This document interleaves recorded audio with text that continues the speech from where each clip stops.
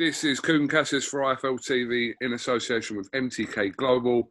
Delighted as always to be joined by Beefy, Mr. Liam Smith. How are you, mate? Not too bad, mate. You? All good. I'm just praising your setup here. Laptop. Yeah. Nice little kitchen backdrop. The only thing you can do, mate, isn't it? Laptop.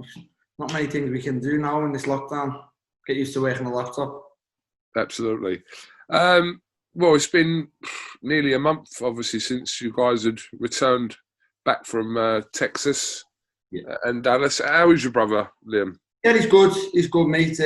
Obviously, when I say he's good, he's gutted. Obviously, there's only, he's suffering his first loss, no matter who it was against. He's hurting in that sense, and he's not going to sit there and think, oh, well, you lost to Canelo, so it's fine. And you see fighters being happy to lose to him. He's not. He's gutted. He went there with all the aspirations of winning. So he's gutted, and he's dealing with having his first loss, but he's man enough. He'll dust it off, and give him the time. He'll come back, and he'll come back well. Good to hear. Good to hear. For yourself, Liam, obviously, boxing-wise it was non-existent for yourself in 2020. You haven't fought since the back end of 2019 when you fought in Phoenix. So that, I know we've had that we're in this pandemic situation, so it hasn't really been an ideal situation for yourself. No, it's been awful, KUGAN, to be honest with you. And I wouldn't have been bothered, mate, if I was 26, 27, 28. It wouldn't have affected me at all. But I'm a little bit gutted it's come at a time where I'm in the autumn of my career, you know what I mean? I'm 32 now, and I haven't really got a year to sit on the couch. But the only benefit is 80% of the boxing world are doing what I'm doing at the moment. Not many are fighting. The ones fighting are the ones kind of, I don't know. There's only a handful of fighters fighting, and it's a tough time for the boxing point of view, but I'm healthy and I can't really complain in that sense. But I'm just gutted I've had a full year out the ring, and it's probably going to be 16 months by the time I get back in. I mean, between March last year and August, there wasn't any boxing anyway. So really, it was a half year pretty much for the boxing that was going on, and that was quite limited as well. So. Yeah, definitely. That's what I mean, mate. I have to look at the pros of it, you know what I mean? And the pros are 80% of the boxing world haven't fought in 12 months, you know what I mean? Only a handful of fighters are getting the fortunate look that they're getting put on these shows behind closed doors. Even the shows behind closed doors are only allowed at the start 5 bouts. Now it's 7 bouts or 9 bouts maybe.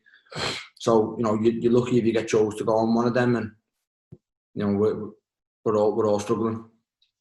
Whenever your name is mentioned to Eddie, he does talk about the Vargas fight. What is the situation? What have you been told about that?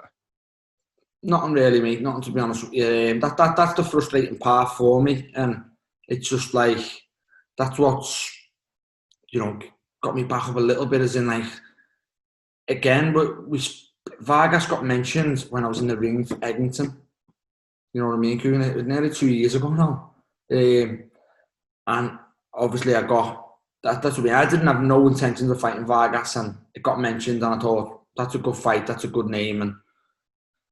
And then it's always been spoken about, but it's never ever come into fruition, and it's never ever come on the table. And I'm not sure why. Now, that's what I said to Vargas the other day. I tweeted him saying, stop talking about it, because I don't want to be getting brought in a situation like Khan and Brook. Again, Jessie Vargas is not good enough, and he's not a big enough name for me to do that. You know what I mean? I'm not going to sit here and focus the rest of my career on chasing Jessie Vargas. He hasn't got a world title. I just thought to myself, it's a good fight, and it's an easy fight to make. You've got to deal with Eddie at the moment. I had to deal with Eddie at the moment, and I thought it was a no-brainer for you to be made. And by all accounts, if you sat Eddie in on this interview, Eddie seemed very keen on making the fight.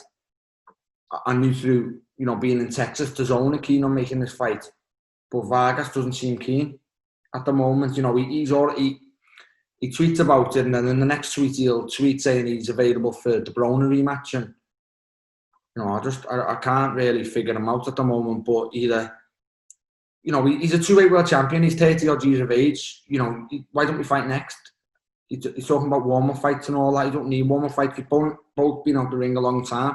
Just fight. If you don't want to fight, then stop mentioning it.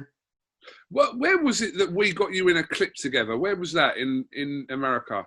That was in New York for Joshua Ruiz with Callum fought in the Dan. So a year and a half ago that was, yeah. That was June. And then we, again, Texas the other day. We were in Texas together, again, interviews. Eddie got us both on before the bell. Eddie seemed very keen on making it next. And then it just hasn't really come back on the table. And you know, Eddie can't really promise me Vargas, and I think it's something to do with Vargas. I don't know whether he's got problems out the ring. I'm not sure, but I'm not just going to sit and focus on him. You know, I've got other options at the moment, and you know, if the Vargas fight's not going to happen, I'm not going to sit and wait for him. When I interviewed CASSIUS recently, he mentioned 4 names of fighters, you being one of them, that he'd like to. For Chris Eubank to fight this year. I'm sure you would have seen those comments. Yeah, I just seen a few things floating about on Twitter. You know, I didn't know Carla mentioned my name. I just seen a couple of people mentioning me, and obviously I thought Carla only mentioned Williams and Eubank, Williams and Brook. But you know, if that fight comes on the table, fire away. You know, I'm all ears for that fight. I'd love that fight, to be honest with you, at middleweight. But I'm not really focused on Eubank at the moment. If Carla's mentioned it, then, you know, make me ears prick up and fire away. I'm interested in speaking to them.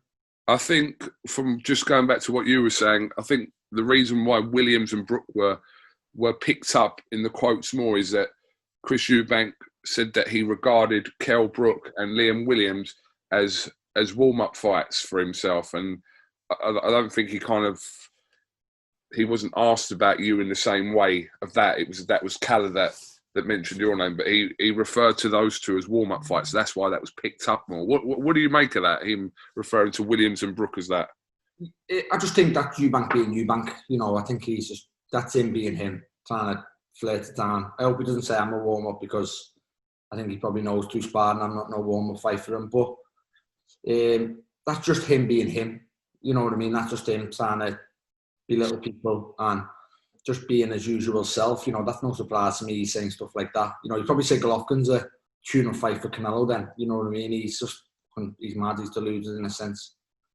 But he's got everyone talking about him, so you can't really, you know, you can't knock him. He's not my cup of tea. You know, he's not many people's cup of tea, but he's marking himself in a good way, isn't he? But I mean, if they were serious about that would be of interest. I know you're saying you're not kind of looking at that at the moment, but if something come from the Sauerlands, from me, if something's in the pipeline for it, then fire away. I'm very interested in it. You know, I've openly stated what I think of Eubank. If they're interested in me an opponent, believe me, I'm all ears, and I'll jump at that fight if that gets offered. But I just meant I weren't really thinking about the Eubank. I was thinking more of a Vargas. You know, trying to get in line for the Teixeira fight.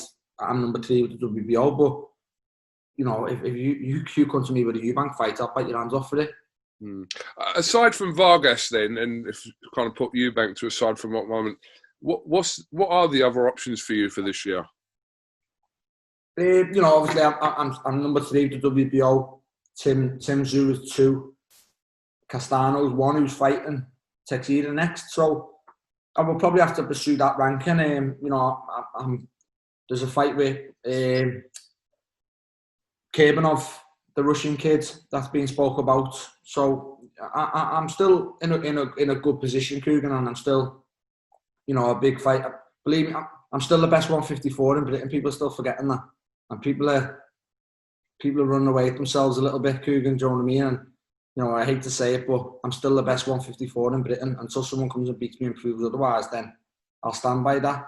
And I know, you know, I had 2 fights at just above 154, but I'm still a 154, and I'm going to pursue a second world title. And whoever the big names I can get on the way to that, I'll fight. And if it comes at 160, you know, I've seen Williams mention him, if he wins his title, he'd love to fight me next. And I'm all ears, and that's what I've openly said about.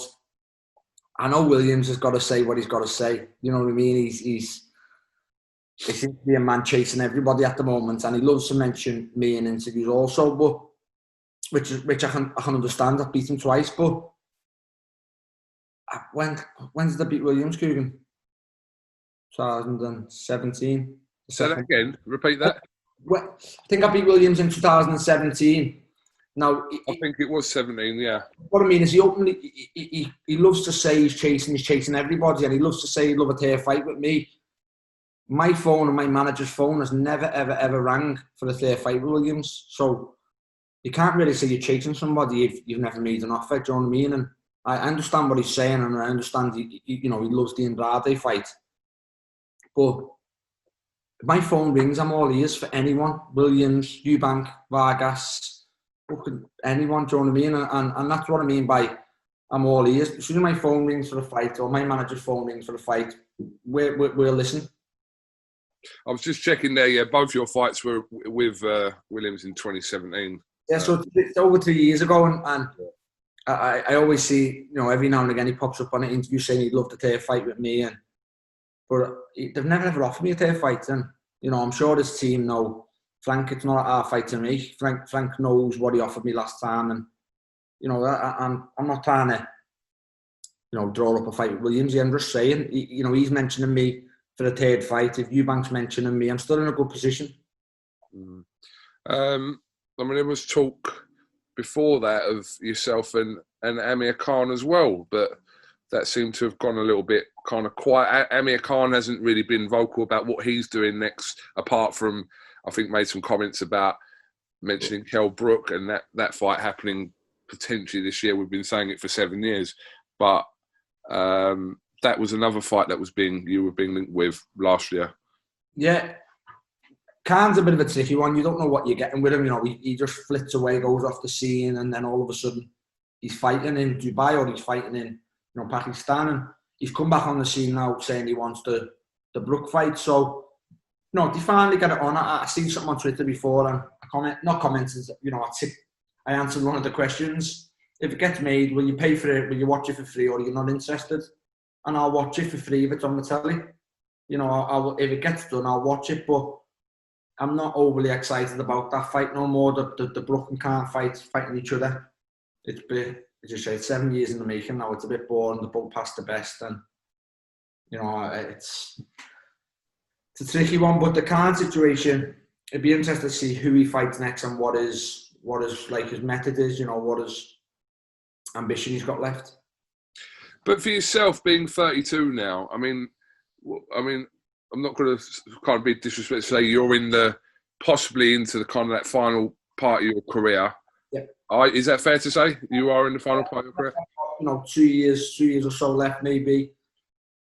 You could probably say my next loss would be my last loss. It's no giving, you know what I mean? But I haven't had many miles on the clock, as in, what tough fights have I had? Everyone I've beat well. The first Williams fight was kind of classed as a tough fight, but that was only down to my own weight making. The Canelo fight was obviously a tough fight, and the Munguia fight was a good fight. It weren't really, a tough fight where I took a beat down. Do you know what I mean?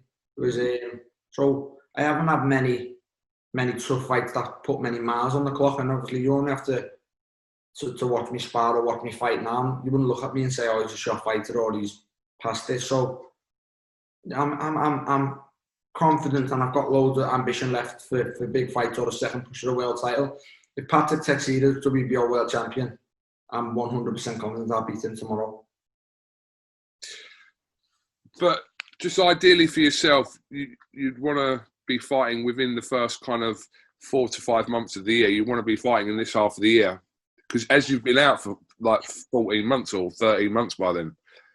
Yeah, definitely. I think I maybe could have had the 8-rounder in March, but do I really want to be doing 8 rounders, KUGAN? As you say, I'm 32, I'm a former world champion. I don't really want to be going back to 8 rounders. That's how I will get lost away on people's undercards. And, there's a lot of fights there to make. I just need people to push and make them. Yeah. And, Eddie can sit and push the Vargas fight if he really wants to, but there may be something I don't know about the Vargas situation, because I think Vargas may be on too much money, KUGAN, if it's from my point of view.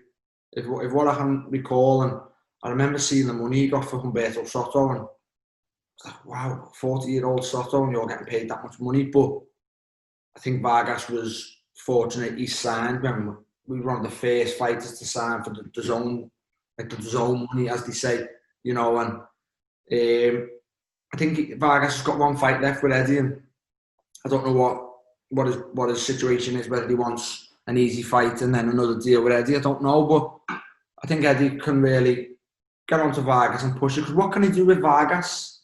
If I ask you a question, what do you do with Jessie Vargas next? Yeah, that is a good question, and it just kind of makes sense. Not just because it's been spoken about for so long, but I don't know what other options there are at the moment currently for Vargas. I'm sure there are options for Vargas, but the one with you seems the most logical one right now. Well, I think if I'm Jessie Vargas, now he's getting offered Virgil Ortiz at 147. You know, that's a high risk kind of low rewards. It's still a prospect, a very good fighter, by the way. You know, for Eddie, I think it's a no-brainer to me. The winner, you can push on for another world title fight. The loser, you don't have to deal with ever again. You know, I lose to Jessie Vargas, I'm not going to be on to Eddie for another fight, because Eddie's going to think, I'm not pumping money into you now because you're not really going nowhere. So, and the same with Vargas. If Jessie Vargas loses, Vargas's money comes down, and maybe Eddie doesn't have to deal with him no more. So, I think, you know, if you want money, you want to minimise your stable and get someone off the books.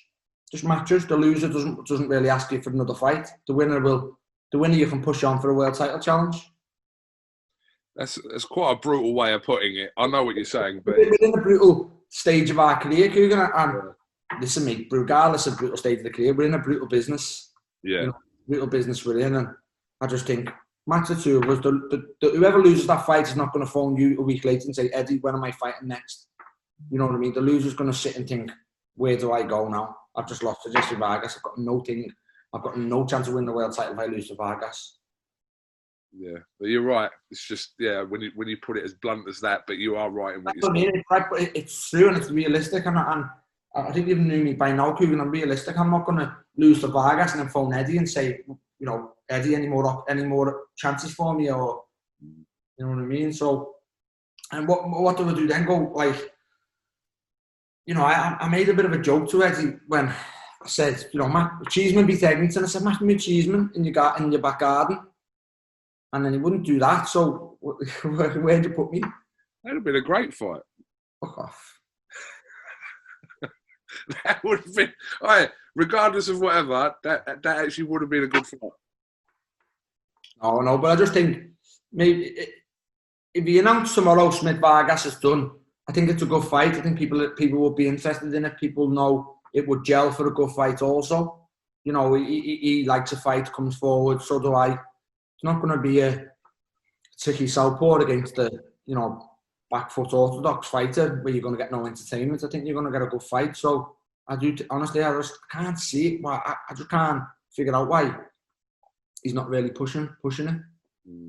But I mean, I do understand the situation you feel you're in at the age you're at. You're a former world champion. You've been in, like I said, with some huge names. For you to kind of, it's got to be worth your while to kind of move forward. There's no point you coming back and, like I said, being swallowed up on an undercard in 8-rounders, etc. Possibly just to, maybe if you had a little bit of ring rust, maybe, but for no other reason to that. It needs to be those kind of fights that you're talking about. Otherwise, what's the point? Yeah, that definitely. I can understand putting me on 8 rounds, and now because we've all been out a long time, because of the pandemic, and maybe even the show, I mightn't fit on it in a 10-rounder or whatever. But I just mean from a situation. I think I'm probably aiming that at Vargas. I think I heard Vargas wants one fight, and then maybe. But I just think, why are we having warm-up fights? We're both the same. We're both in the same. Everybody's in the same boat. We've all been at the ring a long time, and you know, we're fighters. Just get in and fight. Okay, well, listen, Liam, thank you very much for giving us a bit of your time this Sunday afternoon, and I hope you get something sorted out soon. Like I said, it's been a while since you've been in the ring, so it'd be good to see you back out as soon as possible, really. Nice one, mate. Thanks for you. And just, yeah, keep us posted on anything going on. I will do, mate. Sounds. Have you got anything else you'd like to add today? Nope, just hope everyone's okay. Hope everyone's plugging through this, this pandemic again. It's tough times for people. People are all in different situations, in different boats, in different ways of life. So just hope everyone's okay and keeping safe. No problem. We'll catch up with you again soon, whenever you have a little bit more of an update on what's going on with you next. Nice one, mate. Thanks, you. All right. KUGAN CASSIUS here with Liam Smith for IFL TV. Thank you very much.